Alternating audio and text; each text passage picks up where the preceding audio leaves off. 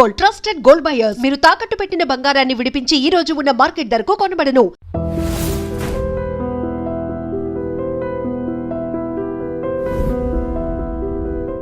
And about your wife, ex wife, అది ex wife అంతే. ఆమె కూడా తను కూడా లేదు.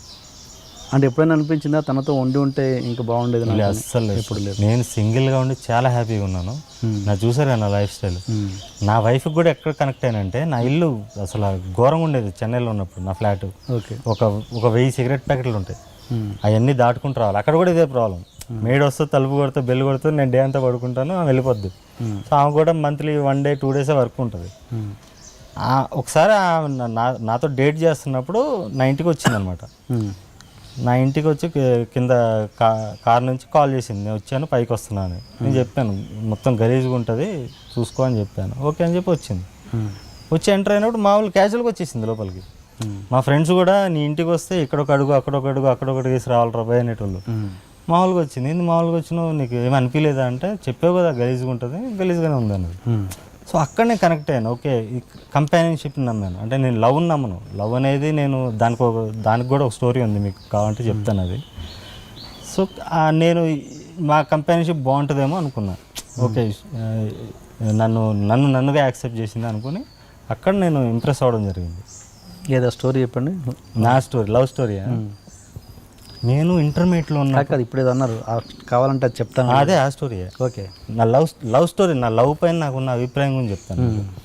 నేను ఇంటర్మీడియట్ చదివేటప్పుడు టెట్రాహెడ్రన్ జూనియర్ కాలేజ్ అని హిమాయత్ నగర్లో, అప్పుడు ఈ నారాయణ శ్రీ చైతన్య రాలేదు అప్పుడు, ఇవే రత్న టెట్రాహెడ్రన్ LFGC టాప్ కాలేజ్. టెట్రాలో నేను కాలేజ్లో చదివాను, టెట్రాహెడ్రన్లో. నేను MPC చదువుతున్నప్పుడు బైపీసీలో ఉన్న ఒక నార్త్ ఇండియన్ అమ్మాయి, సింధీ అమ్మాయిని లవ్ చేసేవాడిని. అంటే వన్ సైడ్. నేను అంత అందంగా ఉండేవాడిని కాదు, బస్సులో వచ్చేవాడిని, వాళ్ళందరూ రిచ్. అలా దూరంగా నేను, అందరు రిచ్ కిడ్స్ ఎక్కువ ఉండేవాళ్ళు, నేను middle class, lower middle class ఆ కేటగిరీలోకి వస్తాను. కాబట్టి నేను కొంచెం ఇన్ఫీరియారిటీ కాంప్లెక్స్ ఉండేది, కొంచెం ఇన్సెక్యూర్గానే ఉండేవాడిని వాళ్ళతో. అప్పుడు నేను అలా అమ్మాయిని దూరం నుంచి వస్తూ ఉండేనే, అమ్మాయిని నన్ను అనుకోకుండా ఎవరినో చూసినా నన్నే చూసిందని ఫీల్ అయ్యేవాడిని. రెగ్యులర్ తెలుగు సినిమా స్టైల్లో ఉండేది. తర్వాత ఆ అమ్మాయి, మాది కాలేజ్ అయిపోగానే ఆ అమ్మాయిని ఎలా అన్నా నేను సొంతం చేసుకోవాలంటే నేను ఏమైనా సాధించాలి అనే దగ్గర నుంచి పుట్టిందే క్రికెట్ కానీ సినిమా కానీ నా ఏదన్నా కూడా. నేను పోర్కలం సినిమా స్టార్ట్ చేసే టైంకి అప్పుడు నాకు కాన్ఫిడెన్స్ వచ్చింది. Yes, I'm doing a film now, నేను ఫిల్మ్ మేకర్ అవ్వబోతున్నాను. సో నాకు ఒక హోదా ఉంది ఆ అమ్మాయితో నేను మాట్లాడడానికి. అప్పుడు ఆ అమ్మాయి కోసం సెర్చ్ చేస్తే అప్పుడు ఆర్కుట్ ఉండేది. ఆర్కుట్లో అమ్మాయి ఐడి పట్టుకుని ఆ అమ్మాయితో చాట్ చేశాను. అప్పుడు కొంచెం నేను మొత్తం రెడీ అయ్యి కొంచెం నీట్గా, అప్పటికే కొంచెం హ్యాండ్సమ్గా రెడీ అయ్యాను, తయారయ్యాను. అక్కడి నుంచి వచ్చాను కదా, ఇంటర్మీడియట్ నుంచి కొంచెం పెద్ద. సో ఆ ఫోటోలు పంపించి ఆమెను ఇంప్రెస్ చేయడానికి రకరకాల, నేను అప్పటి నుంచి ప్రేమిస్తున్నాను ఇలా చెప్పడం, సినిమా డైలాగ్ అన్నీ అయిపోయినాయి. నేను సిన్సియర్గా లవ్ చేశాను, ఆ అమ్మాయి కోసమే ఇంత సాధించాను. అప్పుడు ఆ అమ్మాయి కూడా ఒక 1-2 monthsలో ఆ అమ్మాయి కూడా, నువ్వు నాకు గుర్తు కూడా లేవు సీరియస్ చెప్పాలంటే. సో నేను మళ్ళీ నాకు ఒక హోదా, నేను సంపాదించుకుంటున్నాను అనే స్టేజ్లో అప్పుడు ఆ అమ్మాయిని నేను ప్రపోజ్ చేయడం జరిగింది. అప్పటి వరకు ఏమనుకునేవాడిని అంటే, అమ్మాయి నన్ను చూస్తుంది అనుకునేవాడిని, నన్ను చూసేది కాదు. ఎవరో కూడా నాకు గుర్తులేదు అసలు. నేను అమ్మాయికి నా బర్త్డే రోజు ఆ అమ్మాయికి స్పెషల్గా నేను మిల్కీ బార్ చాక్లెట్ ఇచ్చాను, పెద్ద 35 రూపీస్ది. మిగతా వాళ్ళందరూ చిన్న చిన్నవి ఇచ్చాను. అప్పుడు కూడా ఆమెకు అర్థం కాలేదు. అంటే ఫ్రెంచ్ క్లాస్, మా ఇద్దరిది సేమ్ క్లాస్, ఫ్రెంచ్ సబ్జెక్ట్లో. ఆమె బైపీసీ, నాది ఎంపీసీ. అయితే తర్వాత ఆమె కన్విన్స్ అయింది, నేను ఇంత సిన్సియర్ లవ్ చేస్తున్నావు, నువ్వు కూడా బాగున్నావు, నువ్వు కూడా ఒక స్టేజ్లో ఉన్నావు కాబట్టి మన ఇద్దరు లవ్ అని చెప్పి అట్లా లవ్ చేసుకున్నాం. ఒక 5-6 months మేము మాట్లాడుకున్నాం ఫోన్లో. మాట్లాడుకుని ఇంకా పిల్లల పేర్లు కూడా పెట్టేసుకున్నాం. అంత డీప్గా వెళ్ళిపోయాం మేము. ఓకే, మన ఇంట్లో ఒప్పుకోకపోయినా కూడా ఏం లేదు, మీ ఇంట్లో 5,000 తీసుకో, మా ఇంట్లో 5,000 తీసుకుంటా, మనకు మిడిల్ క్లాస్ ఒక మ్యాట్ ఉంటే చాలు, మనకు ఒక కుండ, ఫ్రిడ్జ్ కూడా అవసరం లేదు. అదే అన్నీ అమ్మాయి చెప్పేది. అంత డీప్ లవ్ చేసుకున్నాక మేము తర్వాత వాళ్ళ ఇంట్లో కూడా తెలిసిపోయింది తెలుగు వండింది అదే అని చెప్పి వాళ్ళు సీరియస్ అయిపోయి, ఇంకేంటంటే విషయం ఇద్దరం కలవాల. ఓకే, పర్సనల్గా కలవాల. ఓకే, అయితే ఆ అమ్మాయి అక్కడ ఫైట్ చేసింది. తర్వాత మా ఫాదర్ వాళ్ళ ఫాదర్ మాట్లాడుకున్నారు, అంతా ఓకే. మా ఫాదర్తో మాట్లాడారు, కాంటాక్ట్ అయ్యి. ఆయన కూడా ఓకే, మంచోడు మా అబ్బాయి అని చెప్పాడంట. తర్వాత ఈ అమ్మాయిలు మా ఫాదర్ని కూడా పర్సనల్ కలిసి ఇట్లా అంటే ఓకే, ఆల్ ది బెస్ట్ చేసుకోండి అని చెప్పాడు ఆయన. తర్వాత నాది పోర్కలం షూటింగ్ రామోజీ ఫిల్మ్ సిటీలో అవుతుంది సార్ ఓ షెడ్యూల్. అప్పుడు హైదరాబాద్ వస్తున్నా, నేను హైదరాబాద్ వస్తున్నా, మనం కలుద్దాం అనుకున్నాం. నేను హైదరాబాద్ వచ్చి నేను షూట్ చేస్తున్నా. స్ట్రాడా అని 120 feet క్రేన్ ఉంటుంది, దాంతో పెద్ద సీక్వెన్స్ షూట్ చేస్తున్నా. ఆ టైంలో వాళ్ళ ఫాదర్తో వచ్చింది అమ్మాయి. వచ్చినప్పుడు అంతే ఉంది, నేను ఇంటర్లో చూసినప్పుడు ఎలా ఉందో అంతే ఉంది, సన్నగా ఉంది. అసలు నాకు ఆ ఫీలింగ్ కలగాలి అమ్మాయిని చూసినప్పుడు. అయితే కూర్చొని మాట్లాడుతుంది. ఇంకా అమ్మాయి కూడా కొంచెం హెసిటేట్ చేస్తుంది, నన్ను కూడా చూసి సడన్గా సర్ప్రైజ్ అయినట్టుంది. కొంచెంసేపు మాట్లాడుతూ ఉండే కొద్దీ నేను చెప్పేసా ఓపెన్గా, నేను ఇది లవ్ అనుకున్నాను, నేను నీకోసం నిన్ను సంపాదించుకోవడం కోసం, అంటే నిన్ను ప్రేమించాను కాబట్టి నిన్ను దక్కించుకోవడం కోసం నేను ఈరోజు ఇక్కడ ఉన్నాను. ఇది లవ్ కాదంటే అసలు లవ్వే లేదన్న నా ఫీలింగ్. లవ్ అనేదే లేదు ఈ ప్రపంచంలో నా ఫీలింగ్. ఇది లవ్ కాదు, ఎందుకంటే నాకు ఆ ఫీలింగ్ కలగలేదు. లేదు నువ్వు నన్ను ఖచ్చితంగా పెళ్లి చేసుకోవాల్సిందంటే చేసుకుంటాను, కానీ నాకైతే ఫీలింగ్ లేదు నీ మీద, నిజంగా కలగలేదు. Maybe it was an infatuation, నాకైతే లవ్ లేదు అని ఓపెన్ చెప్పేశాను.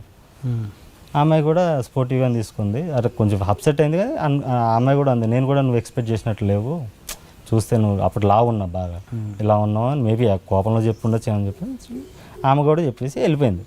అదే ఇద్దరం మెచ్యూర్గా విడిపోయాం. అదే అప్పుడు నేను రియలైజ్ అయ్యా లవ్ అనేది లేదు. ఎందుకంటే ఆ అమ్మాయి కోసం నేను ఇక్కడి వరకు వచ్చి ఇంత షార్ట్ టైంలో ఎక్కువ పేరు సంపాదించాలి, హోదా సంపాదించాలి అనే ఒక రష్ ఇచ్చింది ఆ అమ్మాయి.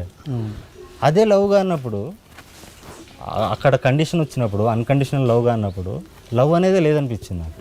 సో అక్కడి నుంచి నేను లవ్ అనే కాన్సెప్ట్ని నమ్మలేదు. నా వైఫ్తో నేను కనెక్ట్ అయింది ఎక్కడంటే only because of compatibility.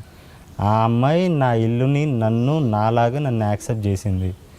And ఆ అమ్మాయి నాకు టోటల్ కాంట్రాస్ట్. చాలా హై ప్రొఫైల్లో పుట్టి పెరిగిన అమ్మాయి, చాలా హైజీనిక్ అమ్మాయి.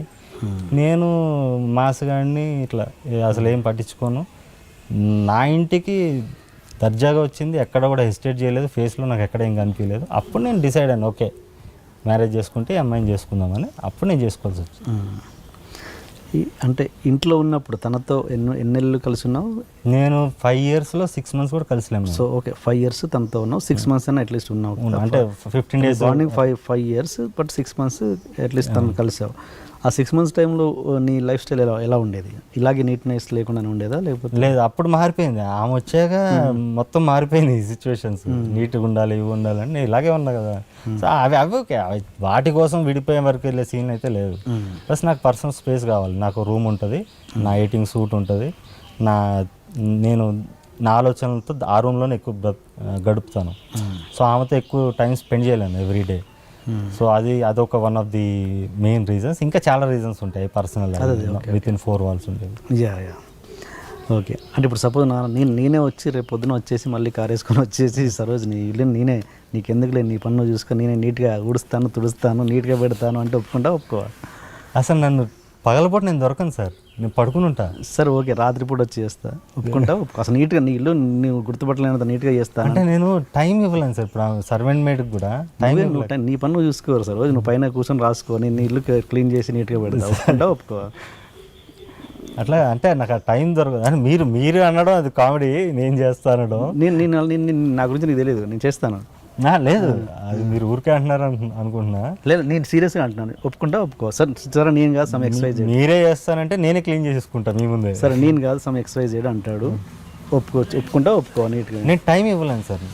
టైం నువ్వేంది ఇచ్చేది? అంటే నువ్వు నీ పని నువ్వు చేసుకోవాలి, నేనే అంటున్నాను కదా. నా పని ఉండదు. నా పని ఏంటంటే ఏకాంతం. నాతో ఇంకో మనిషి ఉండకూడదు, ఇంకో శ్వాస నాతో ఉండకూడదు. నువ్వు ఇంట్లోంచి బయటకు వెళ్ళినప్పుడు వచ్చి చేస్తా అంట, అప్పుడు కూడా ఒప్పుకో.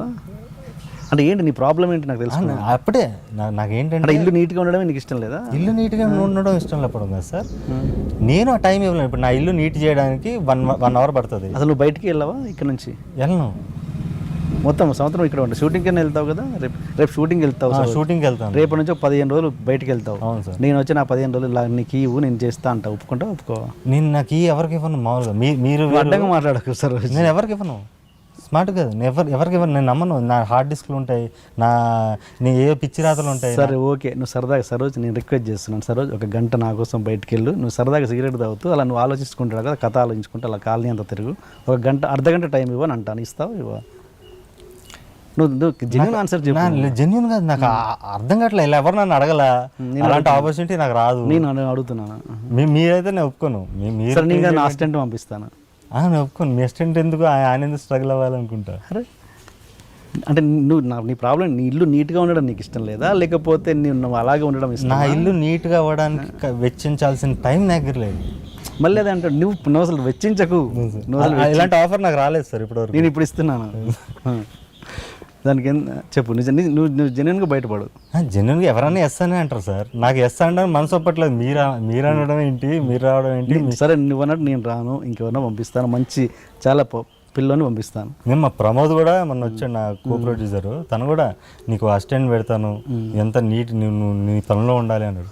లేదు సో ఇప్పుడు నాకు టాపిక్ డైవర్ట్ చేసుకుంటే తొందరగా ఫినిష్ చేసేసి